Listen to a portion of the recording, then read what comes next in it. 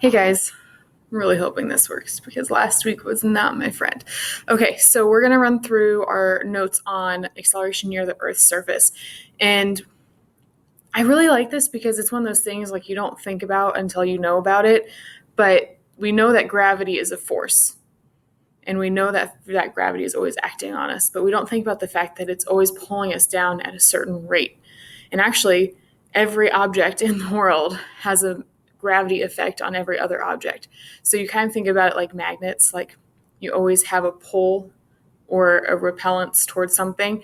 Well, every object is pulling towards something else. However, when we're on Earth, like gravity is always going to win from Earth because we're not nearly as big.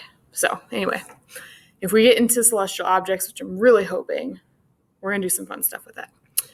So let's go through these slides. Let me see if I can get this figured out. I have not used this program before, but Ms. Shaper kind of walked me through it. So we'll see if we can get to go. Okay.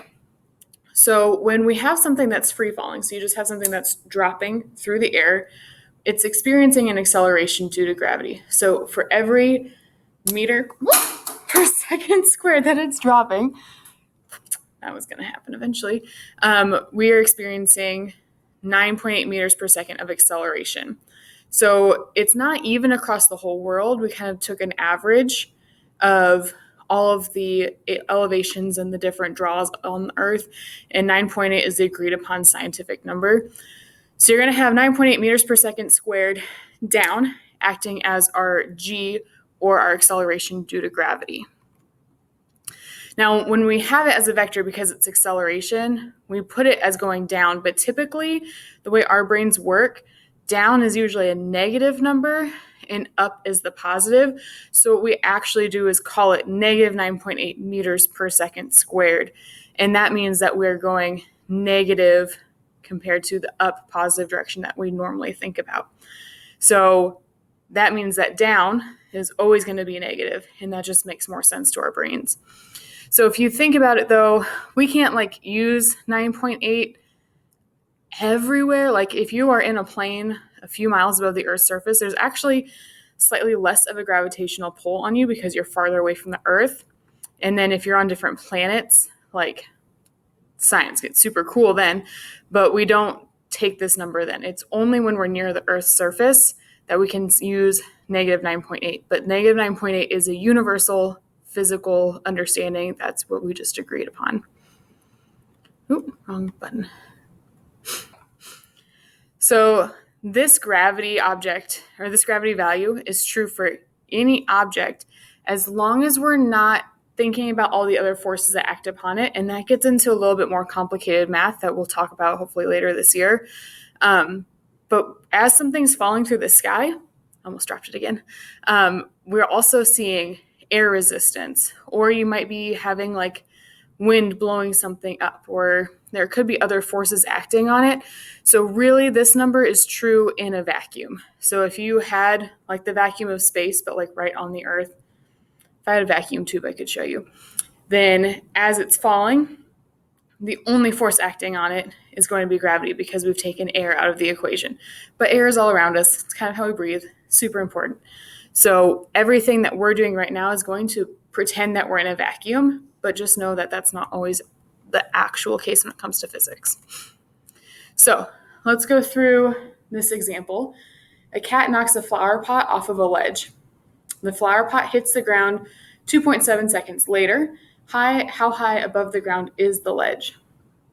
Now, cats do this all the time, but we don't have any additional information from the other kinematic equations we've done, except for the fact that we know that our acceleration is going to be negative 9.8 meters per second squared. So I'm going to come over here, and I'm going to draw you a pretty picture of flower pot. I have black flowers because it's Halloween and I don't want to change the pen.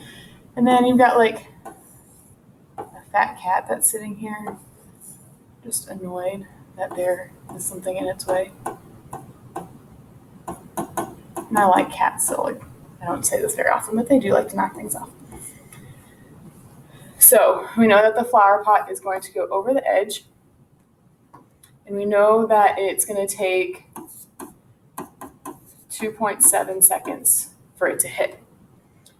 How high above the ground is the ledge?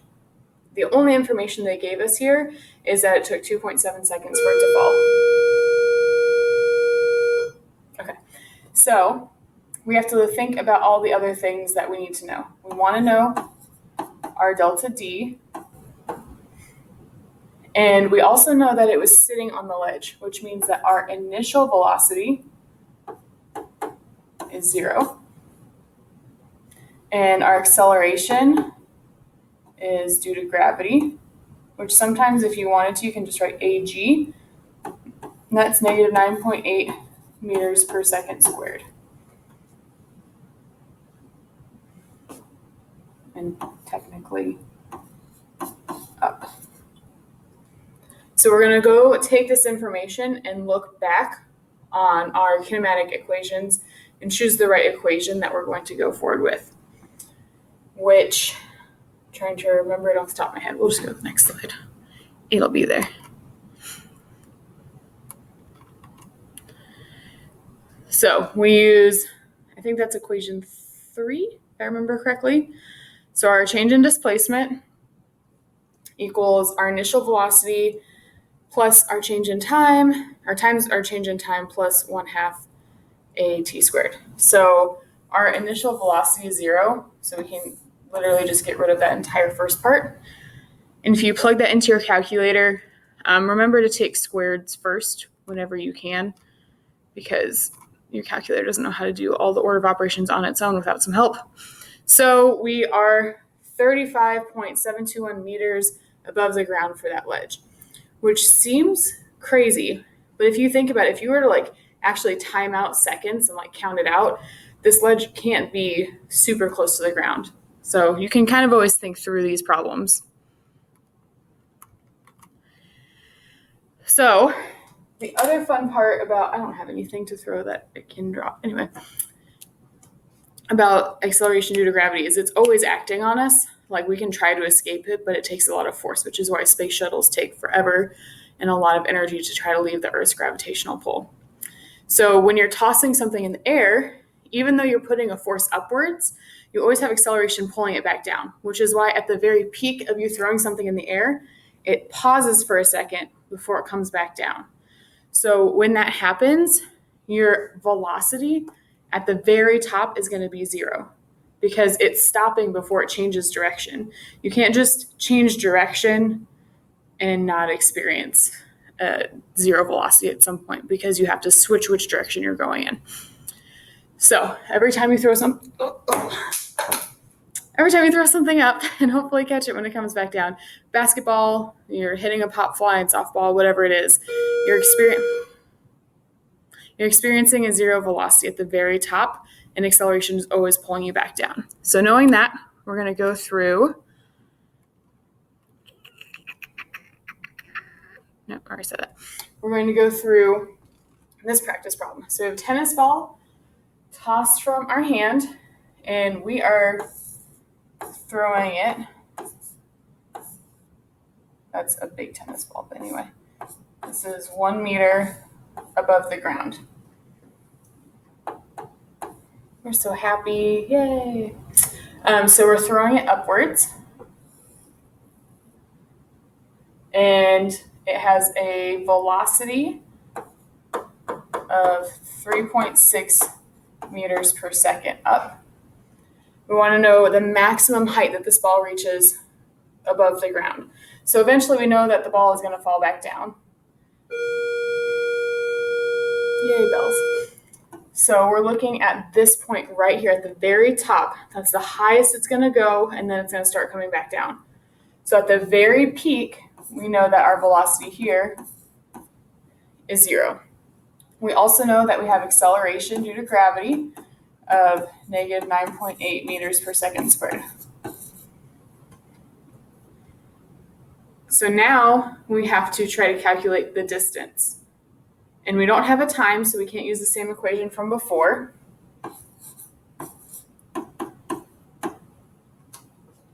So we have to go back and see which equation we can use without time, having just our v1, v2, acceleration, and displacement.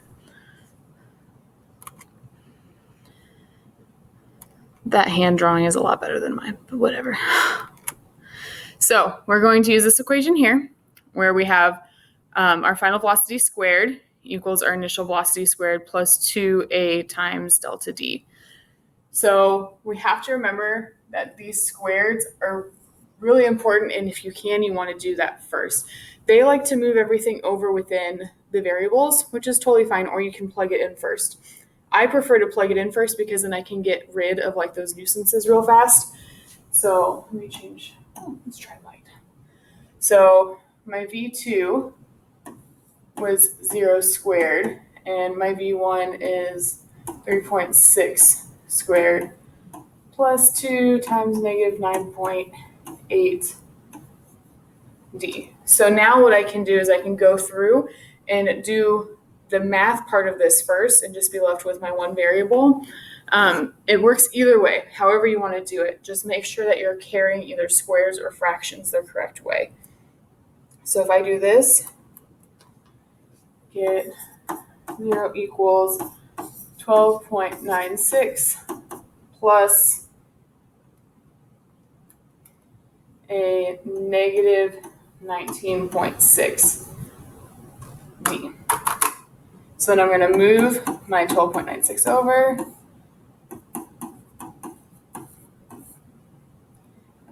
So negative 12.96 equals negative 19.6 d. Divide by that negative 19.6. My negatives will cancel out.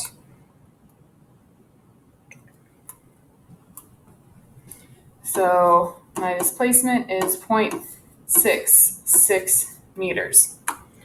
But that's not the end of it, because if we go back and look at our drawing, we want to know how high above the ground our ball reaches. So we already started, that's still a way. We started 1 meter above the ground, and we just solved what this displacement was. So this displacement is 0.66. But we have to go back and we have to add in that 1 meter. So my final answer is going to be this 0.66 plus the 1 meter we started above ground. So my actual displacement is 1.66 meters. Which is why drawing a picture is really going to help, because sometimes these problems can be really layered and they can be a little confusing if you don't kind of catch those things. Okay, another thing is not all objects have a final velocity of 0 as they hit the ground. So like if you've watched any of the, oh my gosh, how ridiculous YouTube videos where they just like drop stuff from really high heights and like make millions of dollars off of it. I don't get it, but they really like to watch in physical science, so we do it. As something hits the ground, it's not going to have a velocity of 0. If you are willing to lay on the ground and have someone like climb up a flight of stairs and drop a bowling ball in your face because you're like, oh, it's going to hit me with the velocity of 0, then please don't ever let anyone do that, because that's not true. So we need to make sure that we don't think of that as we go through some of these problems. You're still going to have a velocity, and that's the impact that it's going to hit, and then you have your force that translates out, but we'll talk about that later. So we're going to go back to that tennis ball example, but talk about the velocity right before we're hitting the ground. So if I still have my little person, and now we're sad because we dropped the ball on the ground, and say, oh no, I'm just like Mrs. Holcomb, who played competitive softball but can't catch a ball anymore. Yay. I was also a goalie. It's really sad that I have no coordination left. Okay, so we're just going to look at the second half of what's happening with our tennis ball. So we have our tennis ball way up in the air, 1.66 meters to be almost exactly rounded that, but it still works. And we know that up here we have an initial velocity of 0. We have acceleration due to gravity of negative 9.8 meters per second squared. And we are looking to see what that final velocity is. What's nice about this is we can use the exact same equation we did before. So we have our final velocity squared, which if you're in chemistry could look complicated, but it's not. And our initial velocity squared plus 2a delta d. And we're trying to solve for that final velocity, so I'm going to plug in my numbers everywhere else. So this is 0 squared, which is just 0. So if you want to write it out, go. Oh, shoot. Oh, no. 0 plus 2 times my acceleration of negative 9.8 times my 1.66 meters. And that's going to equal v2 squared. I don't want to forget that squared there because that's going to completely change my answer. So I simplify this down. 2 times negative 9.8 times, oh, that's something to think about.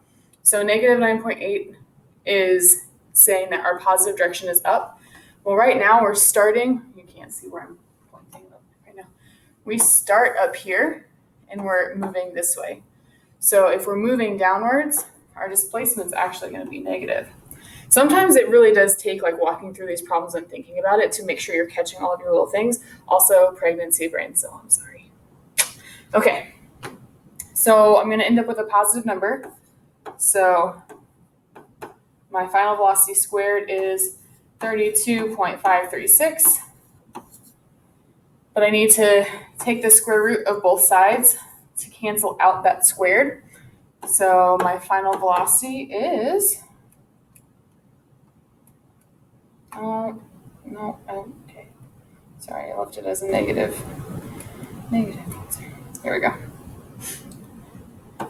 5.7 meters per second. And then we can say down as our direction because it's a vector. So this is going to be my final answer. That tennis ball is hitting the earth at a velocity of 5.7 meters per second downward. So there are 4 practice problems right now, I believe, that you need to start working on. I will be on the Google Meet at 11, which I know is only in an hour, but I'll also be on tomorrow if you need any help. Please let me know if you need help through any of these problems because we can walk through them pretty easily. All right. Thanks, guys.